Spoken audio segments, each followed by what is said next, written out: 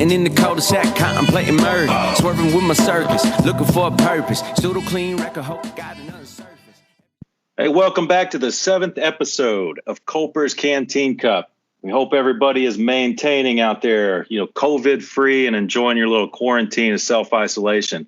Thanks for your time, everybody. I hope you enjoyed the episode from last week. Kind of leads into this one.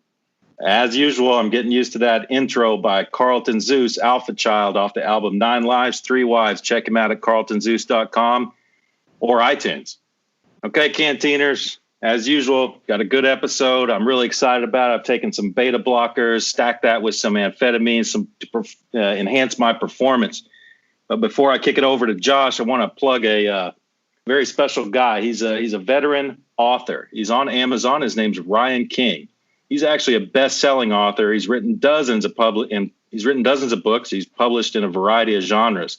He's a retired lieutenant colonel. He had a great career, man. He was over in Europe, Africa, the Middle East.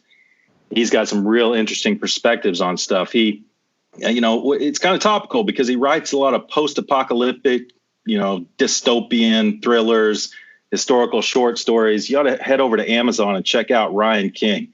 My personal favorite story, I think it would be Josh's favorite story too, is a short one called Redneck Reunion. And I bet you Josh's wife would really get a kick out of that. So check out Ryan King. And, we had some responses on Facebook to a poll we had up last week. So, Josh, why don't you go over that? All right. Thanks, Luke. I appreciate it. Yeah, so we threw up a poll real quick.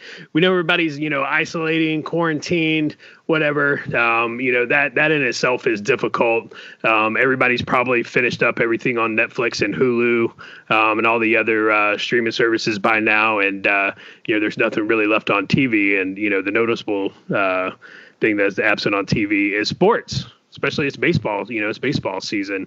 And I don't know about you guys, but big baseball fan. Like, I love watching baseball. I know a lot of people find it boring, but loved it ever since I was a kid. And now I'm kind of, definitely missing out on it. So 68% of you said it's time to bring sports back.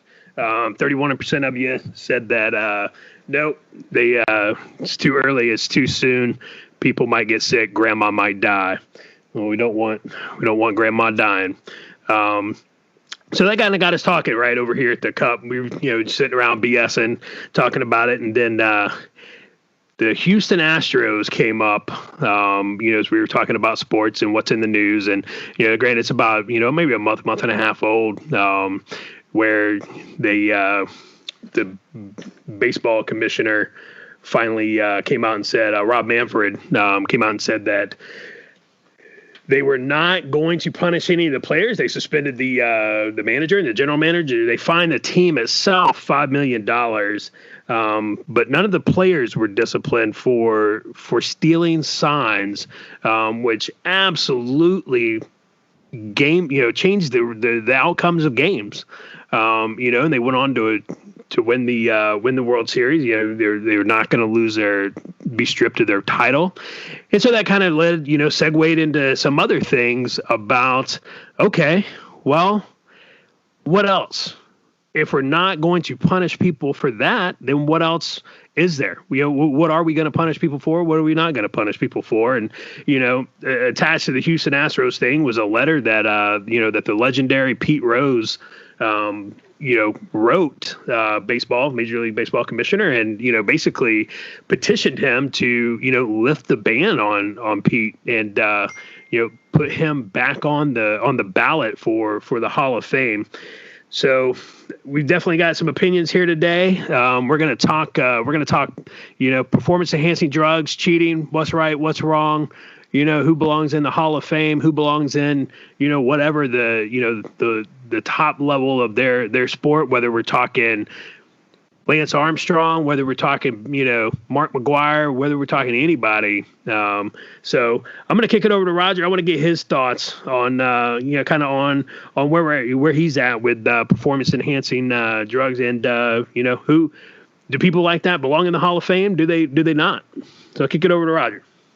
Thanks, Josh. Let me take it one step, back. Talk about the Houston Astros. So you said they were fined, what, $5 million? Yep.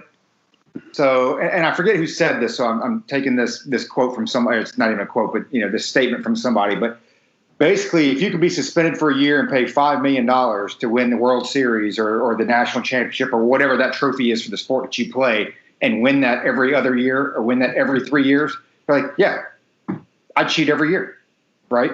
And so, it kind of goes with that punishment fitting the crime. And I'm not a fan of the NCAA, but that's another whole segment all in itself. But one thing that the NCAA does well is punishment, which is, that's part of it's ironic because it's part of my beef with the NCAA. But they are really good at punishment. It's like, hey, if you're found cheating, especially with recruiting, right? You hear about it all the time on the collegiate level. If you have a stain on your recruiting program, you're going to vacate victories. I mean, Louisville vacated a national championship, right?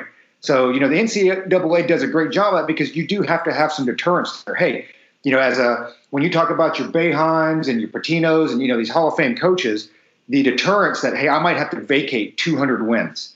I may have to vacate some 20-win seasons. I may have to vacate some, national championships. And the impact that has to recruiting, well, that's the deterrence. That's at the collegiate level, and they still cheat. All right, don't get me wrong. They cheat better, I guess, so you don't get caught. But there's some deterrence to prevent most of your folks from doing that. At the pro level or any level, and specifically with baseball, $5 million, really? I mean, to me and you and us three sitting here, $5 million is life-changing, right? That would set me up for the rest of my life. It'd set me up for my kids, all that good stuff. To a major league baseball franchise, I can't imagine $5 million is a lot more than, change that I find in my jean pockets or, my couch cushions. So, that's my first take on the Houston thing is, the crime has got to, the punishment's got to fit the crime. And at $5 million, and was anybody suspended? Nobody was suspended, right? Because they granted immunity to the players, correct? Yeah, nobody was suspended. They only suspended. I mean, they fired the manager and the general manager. That was it. None of the players received punishment. So everybody knew what was going on, right? You fire the guy in charge because, okay, optics. We're firing the guy in charge, which, and I didn't follow as much as what the GM knew. I mean, was the GM fully aware of it, or is it just because he was the GM and they kicked him out? Yeah, I don't know that the GM was fully aware of it. I didn't. If they were, I didn't read that. But it harkens back to the New England Patriots, right? Stealing signs. And I don't know what punishment they got, if any. I think maybe Bill Belichick had to give up, a couple of his, sweatshirts that he cut the arms off of or something. I don't know. So the punishment fitting the crime, that's a good point, Roger. With the NCAA, I think that they do have it right in some ways, but the question is, how does that translate to the pros, right? So you have the SMU teams. We've all seen the SMU team with that jerkweed. What was his name? That running back? Craig. I know you're talking. Man, I can't think of it. Yeah, his son went to Texas Tech and got Mike Leach fired. I forever hold a grudge. But anyway, so with SMU, they completely buried that program.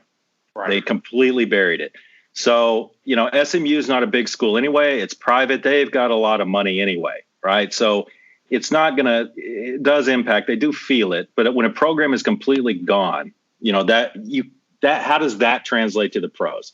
Okay, so Houston stole signs. That means – for the next 5 years, you have the last draft pick. You have to vacate the wins, and you can hamstring them in so many ways. The problem is that'll never happen because then when your team starts sucking, it's a pro organization. It's a for-profit enterprise. So the punishment fitting the crime in the pros is, I don't think it's ever going to be, we're going to make sure that you are hamstrung for the next 6 seasons. Like they will do in the NCAA, where it can effectively end the program. So that is an interesting thing. How could you translate that to the pros? I don't know. Well, I think baseball, and somebody can correct me. I might be a little dated with this. I think baseball, the last time I remember, was one of the only sports left that did not do equal profit sharing across the league. Now, I could be wrong. So if I'm wrong, somebody can gurgle that shit and correct me or whatever. So the way you hamstring them is, hey, when it's taking money out of their pocket, right? So when you say you're not playing in the postseason for the next 5 years, now you start talking about attendance. And whether it's profit, whether it's equal profit sharing or not, let's say I'm wrong, okay? Because if I'm right, it's easy. Hey, man, you just missed out on some postseason games. I mean, you're missing millions of dollars. And if there is equal profit sharing, then you say, you know what? The league, I mean, I guess in a sense, you'd have to do some advanced math with it. But, hey, the league will continue on receiving their share. You're going to have a reduced share to recoup that loss in revenue or whatever that the other teams would have done. So you can absolutely do it. And I don't think I think the three of us could actually sit down with an hour if we had the numbers and work out punishment. I mean, the punishment is money, right? You just have money because, like you said, you throw out the draft picks. Hey, you got hey, maybe you don't have a draft pick this year, or it's last or what have you. And then, oh, by the way, you're suspended for 3 or 4 years, depending on the crime, from postseason play. Okay, now we're not talking about $5 million. Now we're talking about $100 million, $200 million. But then the fans are being punished, like SMU fan, right? Well, you should support a shitty team that cheats. New England. But the fans didn't know they were cheating. The fans didn't know they were cheating. The fans are just, had this blanket over their eyes like, hey, I've got a really good team. Holy crap, Mark McGwire's on our team. He just slammed all these home runs. They don't give a shit. But, the fan gets punished when you hand down. What do you think, Josh? Well, you know what? I mean, the fans are going to get punished too. But I mean, if you don't want your kids to hate you, don't be shitty parents. Like it's pretty. I mean, that's pretty simple. And the fans are still getting the same number of games. So minus the postseason, which is not guaranteed to anybody, and for some teams they never see it anyway. So from the fan aspect, you're still getting the same number of games. Just guess what? You're not going to postseason play anytime soon. Here's what drives me nuts, right? And so it's the same thing. It's the same thing in the military. You see somebody, two people, they commit they commit a crime. One person gets punished, and the other person gets, don't do that again. But they're allowed to go on about their way, right? And that typically depends upon their, their rank, position, title, or what they do for a living inside the military. But again, man, I'm going to go back to Pete Rose, and it pisses me off. This pisses me off. You have Pete Rose, right? AKA Charlie Hustle. This guy, it didn't matter if he hit a ground ball to the third baseman. It didn't matter if he drove one into the gap in left center. That guy was running the same speed, right? That guy was always on the field, always hustling. He hustled every single play. That guy brought back the head first slide. When people were like, no, man, you got to slide feet first so you don't get hurt. Whatever, Pete Rose is like, fuck that. I'm sliding head first because that's how he played, right? You look at you look at his numbers. The numbers are insane. Right, he's a 17-time All-Star, World Series MVP, 3 World Series, 3 batting titles. He has the most at-bats of any player with over 14,000, most played career games, most season of 200-plus hits. He's the only player with 500 games at 5 different positions. This dude played 5 different positions, 500 games each, and he's a career over 300 hitter, over 4,200 hits. And all because this guy bet on his team. And he didn't even bet to lose. He didn't throw the game. The guy was still out there hustling. Even as a manager, he didn't make moves as a manager to make his team lose. He was just on the side, man. He was like, yeah, I was gambling on betting on my team. And everybody knew back in the 70s, Pete Rose had a gambling problem, right? And here you are, in 1989, when the Dowd report came out, and Bart Giamatti, the commissioner at the time, is like, you are hereby banned for life. But then you have these pieces of shit who come out and use performance-enhancing drugs, and they're like, yeah, I used them, whatever, no big deal. And people are like, well, they should be in the Baseball Hall of Fame. What the fuck? The disparity in the punishment is what drives me nuts. It absolutely fucking drives me nuts. So on the Pete Rose thing, and kind of give everybody some background, right? I think everybody kind of knows overarching, and then once you get into the weeds, you find out some more info. Because I think prior to this podcast, I was 100% with you, Josh, on the Pete Rose thing. So at the end of the day, he bet on 52 games, from what they can tell, and I think what he admitted to later on. And going back to the report, and it's right out of the report, there was no evidence that he bet against his team. So now, I don't know what they're saying is that you should bet against your team and not bet on your team to win, or how that works out as far as coaching goes. But, hey, you bet on your team to win. I'm not sure. I get it. It's a slippery slope, right? But, the guy bet on his team to win. There obviously wasn't anything in there performance enhancing or whatever. It's not like there was anything in there as far as point shaving or anything I heard of. The only thing that changes my mind a little bit, and I was 100% on board with Josh for years. One thing, they knew that the incoming commissioner, he's got a personal vendetta, right, against Pete Rose. They don't get along. They don't like each other. He's going to hate him the day he dies, what have you. And a lot of people are suspecting that that's the reason for it. But when this whole thing first started, you got to remember they started an investigation. And they ended up going to a court up in Ohio because I think initially he didn't show up, and they were saying, hey, you're going to hold this thing down in North Carolina somewhere. Not a whole lot of Cincinnati fans out there.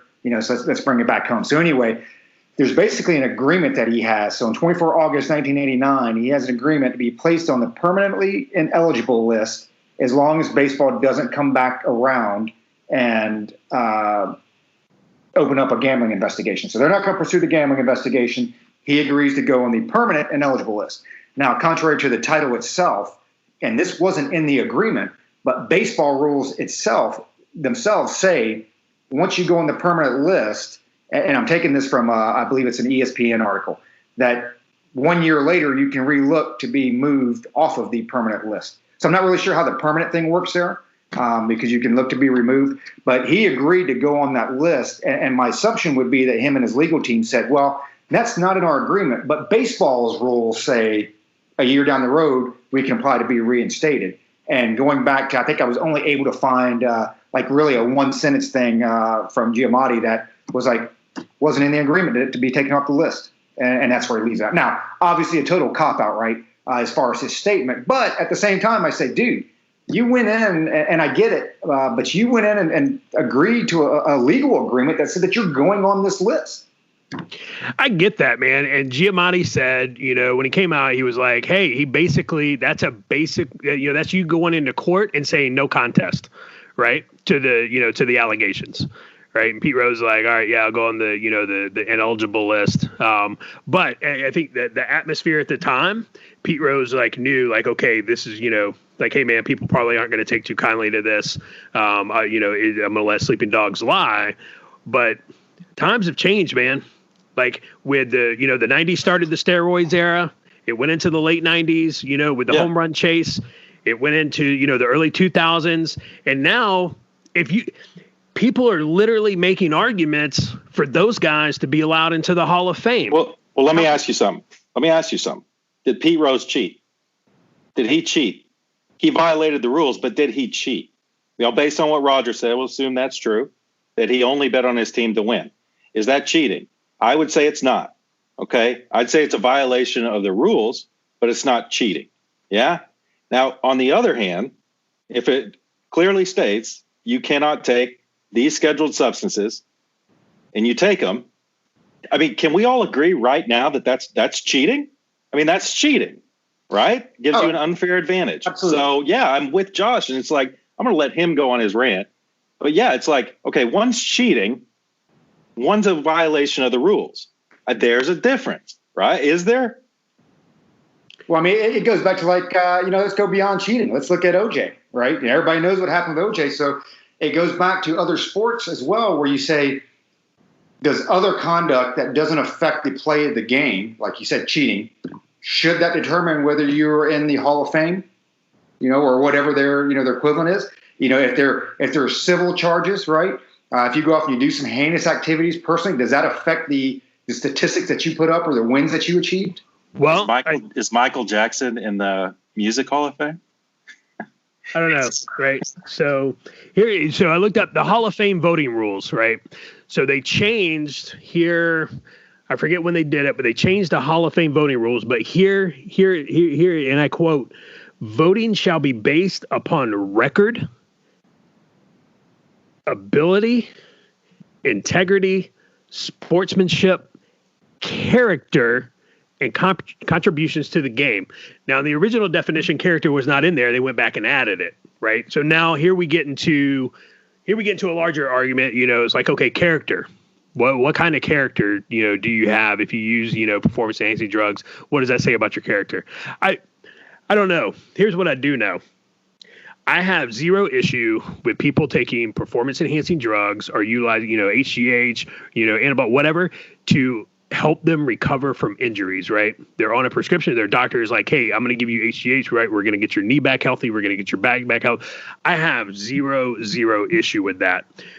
When you are doing it on the side to give yourself an advantage over other players and only you benefit from that and it changes the outcome of a game, then I have a problem with it. And I don't think you belong in the Hall of Fame, right? I don't think you do, because you are negating everything that all those other guys and girls are doing natural, right? They're putting in the work. You're negating all that. You're telling them, you're basically putting yourself ahead of them. And I don't think that speaks to the integrity or the character of you as a person. So let me ask you this along those lines, Josh, and I'll throw this to you, Luke, about it. So with baseball, you need 298 votes, right, to be voted into the Hall of Fame, and you have to have at least a 5% vote to stay on the ballot every year. So when you look at Peds and when you look at even Pete Rose, I think it is a little bit different, because with Pete Rose, I think there's no doubt in my mind that if you put him on the ballot, he's in the Hall of Fame. So should we just not let the voters decide? Let them all go in there, and it's like, hey, if you, and this will go into some interesting stats that I have that as we start going into the Ped discussion, but is the answer to put them on the ballot? Or, I'm more of an agrees with Josh. Hey, you actually disqualify yourself from being on the ballot because of those reasons. Yeah, I agree. I think that, well, I don't know if I agree, but I think that you should put him on the ballot. That's where I stand with Pete Rose. What I want to come back to Josh and just kind of clarify, get your thought process, because I don't know it exactly. So I'm with you as far as the recovery, surgeries, things like that. Now, let me throw this situation at you. A few years ago in the NFL, is more than a few years ago, but in the off season, you weren't tested. You weren't tested in the off season. It wasn't year-round testing. So these guys would go out and use. Okay, obviously, getting huge, getting fast. I mean, it was a problem. So now the baseball thing happened. Everybody clamped down on it. It's year-round testing. Now, let's say a guy doesn't get picked up in the draft. He doesn't get picked up. He's not signed, but he's almost there. He's not in the NFL. He hires some trainers. He goes to a bunch of doctors, and he gets on the steroid cocktail, human growth hormone, all that stuff. He gets to a place where he tries out the next year, becomes a free agent. Somebody picks him up. He goes to the Tampa Bay Buccaneers or something. Now, that guy got there by using steroids, by using performance-enhancing drugs. But at the time he was using it, he wasn't breaking any rules, right? So how do you feel about that? Because that happens all the time. That's how these guys get into it. I don't necessarily have, personally, I don't have I don't have a big issue with that. Right. So, it's off season. It's not against the rules. It's me. It's my, I'm going to, my body, my choice type thing. If you want to, by all means, man, do it. But once you are playing, once you are in the game, right, at that point, you should not in any way, shape, or form outside of, recovery, be allowed to use them. It does it. It cheapens it cheapens the game. It cheapens that, it changes the outcome. And really, here's my thing. Here's my thing with it. You look at Pete Rose. That guy was out there hustling every day. Every day that guy was on the field, man, he was hustling. He, first one there, last one to leave. Oh, running out grounders, running out fly balls that he knew were going to get caught, right? But people here, this goes to speak to the larger issue of society. People don't want to see that shit. People want to come see moonshots in the McCovey Cove, right? They want to come see somebody hit a fucking baseball 500 feet. That's what they want to see. Nobody wants to come see the guy who works hard, but what do we tell our kids? Hey, pull yourself up by the bootstraps. You want it? You fucking show up. You show up and you work for it. You work hard for it. So what are we doing now? We're turning around and telling everybody, no, fuck that work hard stuff, dude. That dude is not getting in the Hall of Fame. These dudes over here with the 17-inch forearms, with the fucking skull that grows a quarter size, right? These are the guys getting in the Hall of Fame. So you don't need to work hard. You don't need to show up to practice. We talking about practice. I'm talking about the game, right? I just need to stick a needle in my ass, get a little bit of flaxseed oil from Balco, and I'm good, man. I don't need to fucking work hard, because that's what we're telling people when we allow these fucksticks like Bonds and McGuire and Sosa and fucking Rafael Palmeiro. When we say, yeah, they should be in the Hall of Fame, they're on the fucking ballot. Their votes, their percentage votes have gone up from 30 into the 50%. They only say one or two, 60%. You only need 75% of the vote to get into the Hall of Fame. But that's what that's the message that we're sending. We're telling people, you don't have to fucking work hard anymore. Just stick a needle in your ass and you're good. Oh, yeah, and by the way, I hate your participation trophy. That's fucking stupid. But then we're telling them, no, you're good, bro. You don't need to fucking work hard. What the fuck are we doing? So let me put you on the spot here, Josh, because I can see you're fired up about this. So, No. Real deep into our Peds discussion. So, they just had the, I guess it was back in January, the Hall of Fame voting. And number one, Derek Jeter, no brainer, right? First year on the ballot, 396 votes, 99.7% of the votes. My first question, and I totally go off the rails here, like, who the fuck didn't vote him on the ballot, or, in the Hall of Fame? Like, who's That's a great question. Right. Larry Walker, 10th year on the ballot. You can only be on there, 10 years, I think, before you fall off. He got 76.6% of the votes, above the 75. So I think everybody kind of knew, which is dumb anyway. So you no longer play. We didn't vote you in years 1 through 9, but the 10th year, you're now good enough to vote into the Hall of Fame. So whatever, another thing. So let me put you on the spot with some of these other cats. Roger Clemens. So those are the only two that got voted in. Roger Clemens, right? 61% of the vote, 242 votes. Should he be in the Hall of Fame? No. Barry Bonds, he was next, number 5, just behind him. Should he be in the Hall of Fame? An emphatic fucking no. Manny Ramirez. Nope. Sammy Sosa.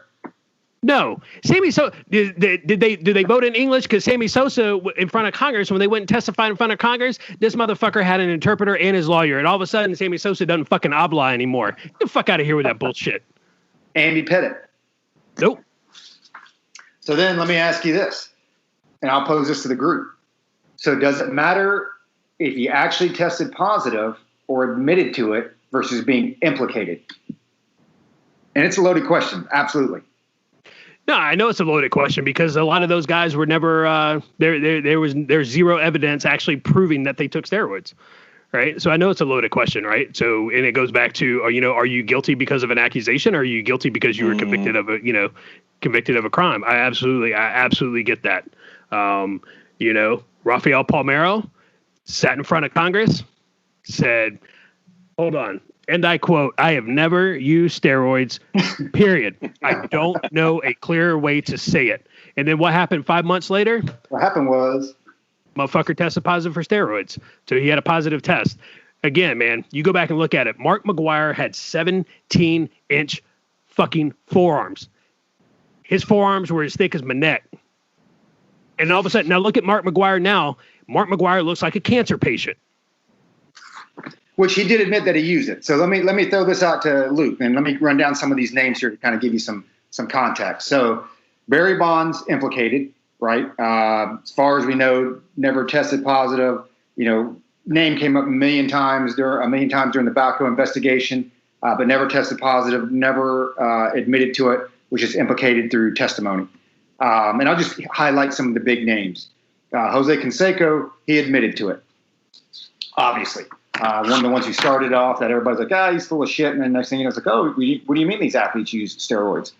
Then you have Roger Clemens, who was named in the report, the Mitchell report, but I don't think he ever admitted to it, and nor did he test positive. Now, granted, a lot of this stuff, if they do test positive, it's just not made public, right, because of medical records, and there's an A sample and a B sample, whatever. So I'll just go, unless there's something that's come out updated or whatever, never tested positive.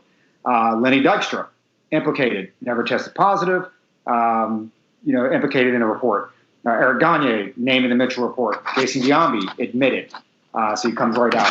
Mark McGuire doesn't admit until 2010. Then he comes out after, very similar to what Josh was saying here. No, never did it. Well, I remember his testimony in front of Congress. I'm not here to talk about the past. I'm here to talk about the future, right? But in 2010, he admitted, I think that's a nail in his coffin. David Ortiz, here's interesting, reportedly tested positive. So there's some lawyers that are involved, right? Because you get some medical records involved and this and that. So maybe, I don't think he's admitted to it, but reportedly tested positive. Rafael Palmeiro clearly tested positive. Andy Pettit admitted. Manny Ramirez, he was suspended. So his ass tested positive. And then Alex Rodriguez admitted, and finally Gary Sheffield admitted. Sammy Sosa, implicated. Never tested positive. And never admitted to it. I'm just reading through this thing to make sure it didn't come out later on. So, Luke, let me ask you. Let me pose that question to you versus who we think probably took steroids versus, hey, you admitted to it or you tested positive. What are your thoughts on that? Okay, so we're talking about admitted, suspended, admitted versus suspended with a positive test, so they did do it, versus implicated versus we just know. I mean, we're all, come on, we know, we know what you're doing. So we're talking about those few things. To answer your question real quick, as much as I hate to say it, even though we all know and we're all being played for fools, there has to be at least a solid implication. Like this guy, at least something to tie them to Balco or whatever, Now, the we just know part, yeah, we're all being played for fools, but come on, man. I mean, we can't go on that. But let me ask you this, Josh, real quick, yes or no answer. Is it too early to talk about Lance Armstrong? No, not at all. Okay, because I got a lot to say about that.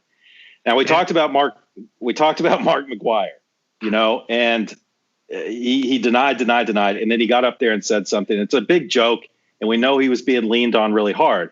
But I got to give him a little bit of credit, Vice Lance Armstrong. To give you a little bit of background, I was pretty serious into racing bicycles back in high school, a little bit in college. I was okay, Lance Armstrong was from Dallas, and we went to a lot of the same races, and he was so good. He was clean. This is back when he was 18 years old. He was clean. He was so much better than the rest of us. And we all knew back then, before his superstardom, this guy's going to go somewhere. We all knew he was really good, and he really was. He's very special, one of those once-in-a-lifetime type athletes you see. Now, another thing about the cycling world is has been since the 1930s, it's been the worst sport with PEDs, with performance-enhancing drugs. It is the worst one. Every one of those guys out in the field, if they're finishing in the top half of the Tour de France, which is everybody knows what that is, if they're finishing in the top half, they're taking something. Usually something to thicken the blood, some amphetamine, probably some testosterone. And everybody within the community knows that. Your layperson doesn't know that. They just think it's clean. These are great athletes. So Lance Armstrong comes around and just blows everybody out of the water. Now, the thing is, I never really cared whether he was on drugs or not because I knew the whole field was. I didn't care. It's just something we didn't talk about. Now he tests positive, and he's implicated. Like, I've never done it. People are coming out against him. And he completely went down the wrong path. The Livestrong organization was a good thing, did a lot of good for a lot of people. But instead of swallowing the pill, he continued to deny, and he completely shit-canned his entire legacy. Now, what he should have done was the Mark McGwire route of admitting it and saying, look, I made a mistake. I am here to clean up the sport. Because people probably would have listened to him if he would have just fallen on his sword and said, look, yes, I did it. I felt the pressure to do it. But guess what? Everyone else is. And I want to clean up the sport now. Now I'm the face of cleaning up sports. But he didn't do that. He let his pride get in the way. Now, it's important to note that if the entire field was clean back in the day, Tour de France, when he was winning, he still would have won. Okay, so that's kind of my rant about Lance Armstrong is just, dude, if, swallow your pride, admit you did it, help clean up the sport. We all know you did it anyway. Well, that's the thing, and it's one of my biggest issues as well is dude, I don't need a positive test. I don't need to find them in your locker. When you go back, look at Barry Bonds in the 1991 National League Division Series game where Barry Bonds tried to throw out Sid Bream, and Sid Bream, the slowest fucking player in baseball at the time. The dude had more knee replacements than Carter had liver pills. And, Barry Bonds couldn't throw him out, and Barry Bonds out in left field for the Pirates. That dude was like maybe 180 pounds soaking wet. You look at Barry Bonds in his final season, final couple of seasons with the Giants. Barry Bonds is, he's like 260 and he's all muscle. You're like, bro, you did not spend that much time in the weight room. You didn't, And the thing was, man, he didn't need that. He was a great player. He was a great athlete before that. He didn't have to do it. So you can absolutely tell. You can absolutely look at people and you're like, I know what you're doing. I may not have some, a positive test to prove it, but I know what you're doing.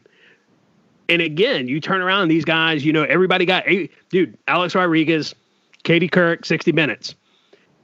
First interview, he's like, oh no, that wasn't me, man. No, I didn't, I didn't do it.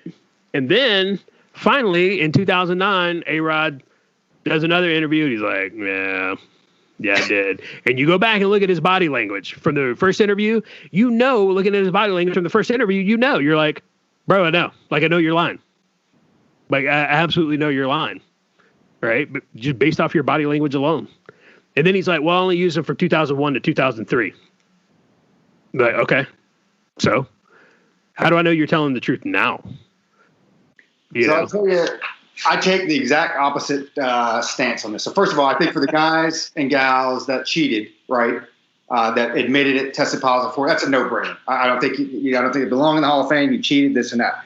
The problem that I have is I think you need to make it as objective as possible, and I disagree with the way Lance Armstrong handled it, because what he should have done was just shut his pie hole and gone away. Because here's the bottom line: if I didn't test positive and you don't have a positive test for me, I give two shits what you think.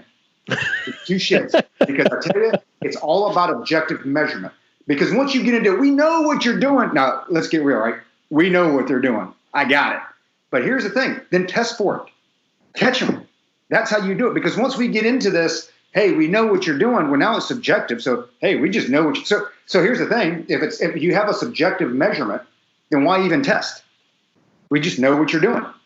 Hey, your head grew a half inch. Guess what? That's that's steroids, that's some growth hormones, this and that. So I think when it comes to like the Lance Armstrong piece, because until he came out and admitted it, so he tested positive about 4 times for steroid use. But the problem was, I think it was for cortisol or whatever, and the levels were low enough that it was within the whatever, right? And he had a doctor, now it's all coming out, but he had a doctor backdate the prescription. It was for saddle sore, yada, yada, yada. But at the time, there were no positive tests. I think he had one positive test on the A sample, and the B sample disappeared, right? So we all knew how to drink that shit. But that disappeared. But that's my whole stance with all of this is catch them. If you don't have a positive test or a credible eyewitness that I shot him up, right? I don't even want to hear about it. Right, it's like, ain't got me on videotape stealing no boxes.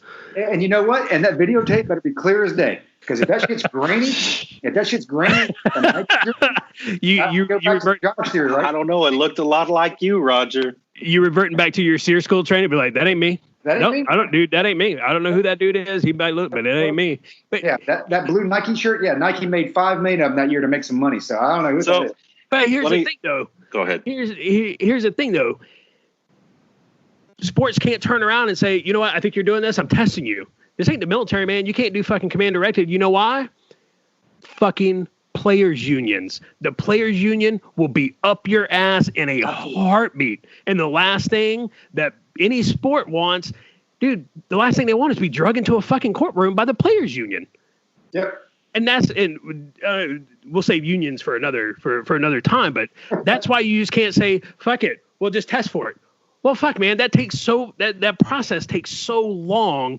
You got to get the players union on board. You got to get all the fucking legal shit. Hey, man, you show up to the ballpark for, fucking batting practice. Be like, hey, bro, by the way, surprise your analysis. You got to go fucking stand in line and pee in a cup. right? That's not how that fucking works. So it's not as easy as just, well, we'll just fucking test for it. Like, it's not that fucking simple. But you're describing a entirely different problem, though. At that point, you've got to deal with that collective bargaining agreement. My whole point is you need to have some type of objective measurement, because if not, then why even test? That's the hard part, though, with some of these drugs that these athletes are using, depending on the sport. One of Lance Armstrong's things was the EPO, blood thickener, right? They didn't have a way to test for that for a very long time, and the commission was behind, because that's a complex test. It's hard to detect, and you definitely can't test. Like now, they're testing blood volume and stuff, for actual blood doping, where you take out a pint and then, the week before and put it in the day of. So these athletes are always going to try to stay ahead of the curve. I bet if you asked every general manager in their heart, hey, what do you think about performance-enhancing drugs? If you got away with it, would you want your team to be on them? They'd all say yes, because of what Josh said. They want to see, fans want to see them crushing home runs. They want to see them running over. They want to see, running back just completely annihilating a linebacker like Bo Jackson. And, you watch the NBA games from back in the 70s and 80s, and the NFL games in the 80s, where those guys were all coked up, all on amphetamines, every one of them juicing. Man, it was fun to watch. It really was. It was. Look at Too Tall Jones and especially the NBA in the late 70s, early 80s. It was a rough game. So, at a point, you're giving the fans what they want, at a point. Still cheating. But it's a culture thing. They're always going to try to get ahead of it. They're always going to try to be doing it. Because you take the guy that's making, right out of college, whatever, he's maybe even supporting a family. And you got a difference between making the league minimum, which is still a lot, and if I can just get 3 more tackles or 2 more sacks on the season, now I'm making, $4 million a year instead of, $350,000. That guy is going to look for every edge he possibly can. I'm getting away from the Hall of Famers and the guys that really stood out and the guys that are just barely hanging on. It's a problem, because you're going to look for that edge. Not everybody's got the same high moral standards that Josh has, right? Well, if you're not winning, nobody cares. And it's funny, because I remember one of the Tour de France's or whatever that, I guess Lance Armstrong had to give them all up or whatever, but they couldn't even go to like the number 2 guy because Floyd Landis tested positive too. So like you're top 2, and I think they're like, hey, we're down to like number 6. So like you said, to start this thing off, Luke, do we get to the bottom half to find somebody that's clean? And I don't even think they declared a winner that year. But it's to kind of wrap up some of this PED stuff. It's not just the baseball, the football. I mean, when you look at Lance Armstrong, Floyd Landis, you got Ben Johnson, right? The '88 Summer Olympics. Remember the Canadian? You got Marion Jones, track and field, 5 medals in the 2000 Olympics. 2007 admitted she'd been using it. Actually went to jail, right? Went to prison for 6 months because I think they got her actually on perjury, which is what I think they get most of these folks on, especially with baseball. It was the perjury charge. That no, you did use it. She was tied to Balco. You've got Tyson Gay, the 2012 Olympics. So it's a huge topic. It definitely transcends all sports. I think you could probably, you even get into golf, and you get into tennis and some of these, not so high profile sports. And it's probably a lot more prolific than what we think it is. Oh, yeah. I mean, it's a tough thing, man, because, there's a really good documentary on this. I'd encourage people to check it out if you found this the least bit entertaining, called Bigger, Stronger, Faster. It really delves into some of these issues, and it kind of changed my mind on a couple of things and the culture behind what keeps this going and why it will always be here, And Josh watched it too, I think, right? Yeah, I watched it, and it's absolutely, man. It's pretty good, and it comes down to this. First, I am no saint, right? And I hope my mom's not listening, because now she's going to start asking me questions, But it comes down to what examples do we want to leave for our kids? What are we truly telling our kids is okay and what's not okay? And that's what it comes down to. So, and I'll close out with this, right? I'm going to go back to Pete Rose real quick and fucking Rob Manfred, probably, one of the worst baseball commissioners in baseball,